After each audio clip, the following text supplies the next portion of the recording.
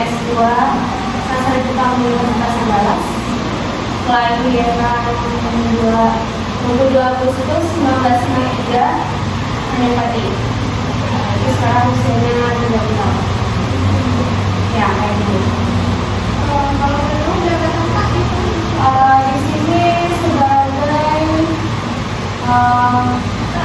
kepala bagian administrasi. Jadi semua mengenai administrasi siswa maupun mereka pakai tanggung. kepala ini Ya, sekaligus staf pengajar juga.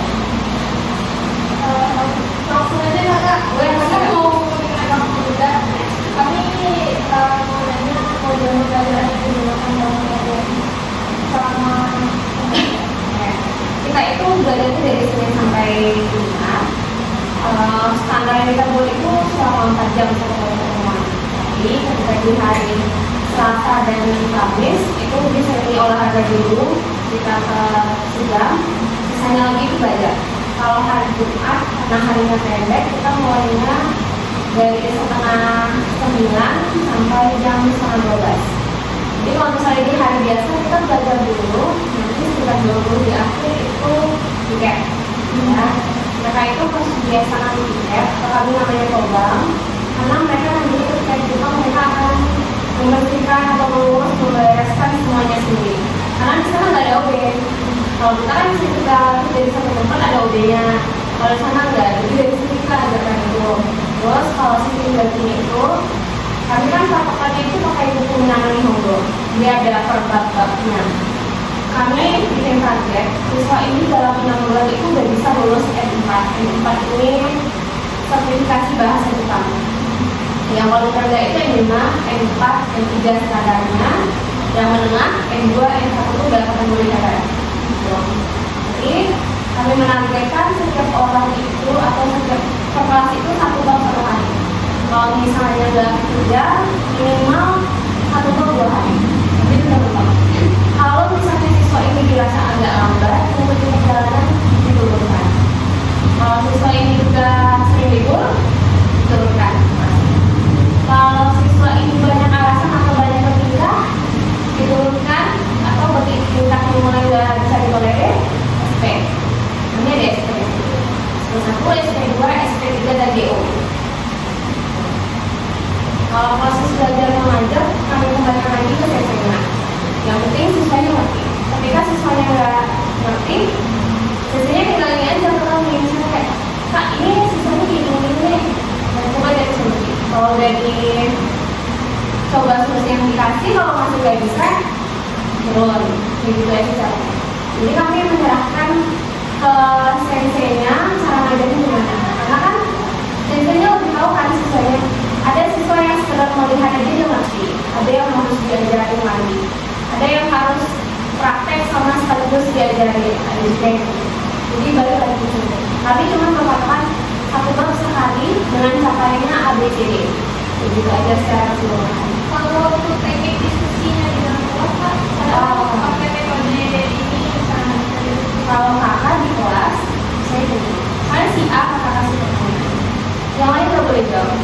Karena kalau mereka dibiarkan untuk menjawab, jadinya si A nggak boleh mikir. Kan? Kita kasih waktu dulu, kalau dirasa memang dia udah nggak bisa, baru diadakan. Kalau kami bikinnya gini, kalau misalnya si A nggak bisa jawab, tapi tiba-tiba si B ngebantu, itu nanti akan menakutkan. Karena kan kalau kita tuh gini, siswa ini harus bukan harus sih, sebisa mungkin bisa lulus M4. Kalau misalnya dari sekarang itu udah dibantu sama kawan-kawannya, nanti ketika ujian, gak mungkin 2 minggu lagi, makanya dari sekarang itu kami batasi. Jadi siswa juga boleh, misalnya kayak kadang yuk sekarang coba menasang bikin soal juga, ini juga boleh lempar soal atau pertanyaan ke kamu juga boleh. Jadi sama-sama dapat kesulitan yang mereka harus dapat. kalau pelajaran tuh pernah menggunakan teknik diskusi bastu yang kayak bagi kelompok kecil kan di kelas tuh misalnya mau satu kali nggak? Kalau sekarang itu 17 atau 18 gitu ya. Ya 15 misalkan dibagi dari kelompok kecil jadi 3 kelompok gitu. Kayak di diskusi yang gitu-gitu. Nah, ya. Enggak.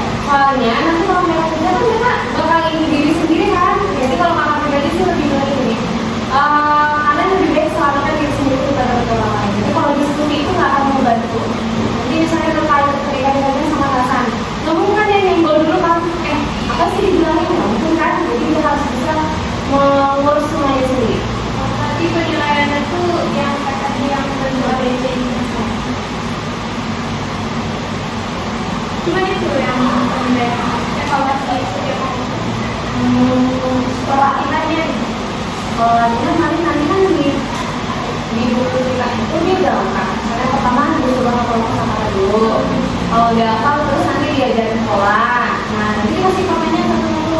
Pakai kosakata sama pola yang udah diajari tadi. Atau kosakata yang sebelumnya udah dipelajari, tapi pakai pola yang sekarang.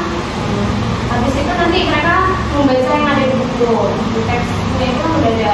Nanti juga ada kalimatnya. Gimana cara kaiwa itu apa ya? Gimana cara mereka membacakan percakapan tapi seolah-olah mereka mencatat.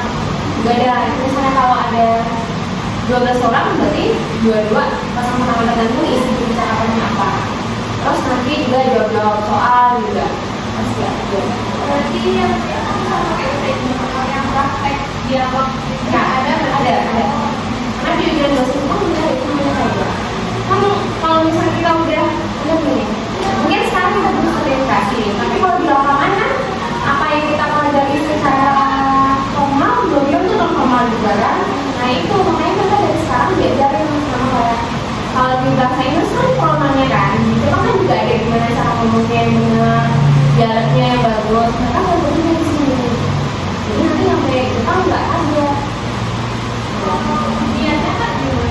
Kalau ujian itu yang ada ini lebih ke Japan Foundation-nya dan lembaga. Kalau sertifikasi resmi ya. Tapi kalau kami yang ngadain ujian itu kan sekedar tes. Misalnya kayak kita udah belajar bab 1-5, ya nanti kita ujian, ulangan ya. Jadi gitu aja.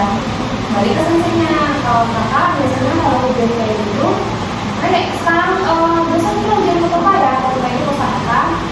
Nah, kan dia udah bikin kosakatanya, bikin artinya nanti kosongin aja yang mana mulanya. Kosakata.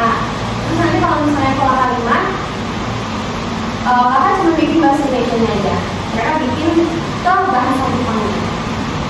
Terus nanti juga ada soal cerita. Ini tinggal dikasih aja ke mereka soal ceritanya. Mereka baca, mereka terjemahkan, nanti pilih jawaban. Atau sama lagi listening.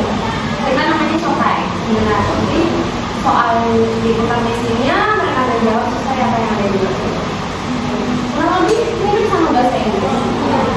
Kalau ada saya Kak, saya kalau dalam kehidupan kita pasti bisa pakai speaking Nggak boleh pesan. Kita nggak boleh pesan karena membaca itu sebenarnya bukan skill. Kalau misalnya yang kita ajar itu lebih dari 15, mungkin ada sebagian besar tuh kita nangkep, ada yang enggak. Jadi kalian ini karena teman kalian masih belum nangkap, ini agak kita ulang lagi ya dari ini. Cuman kami kan belajarnya 4 jam. Nanti di teman-teman itu ada waktu istirahat 15 menit. Jadi ada ice breaking, mereka udah pada nongkrong sama apa, bebas. Tapi 15 menit itu keluar Wah, emang istirahat mau belanja atau kemana-mana. Mereka ada 2 shift. Shift pagi itu dari setengah 9 sampai setengah 1. Shift 2 itu dari setengah 2 sampai setengah 6. Jadi pagi itu ada 2 kelas, siang itu ada 3 kelas yang formal. Jadi ada kelas-kelas tambahan. Kayak gitu. Kalau misalnya kita itu belajar 15 menit kan udah nggak, sejam itu namanya. Sebenarnya kalau 15 menit di dalam 4 jam itu ada istirahat.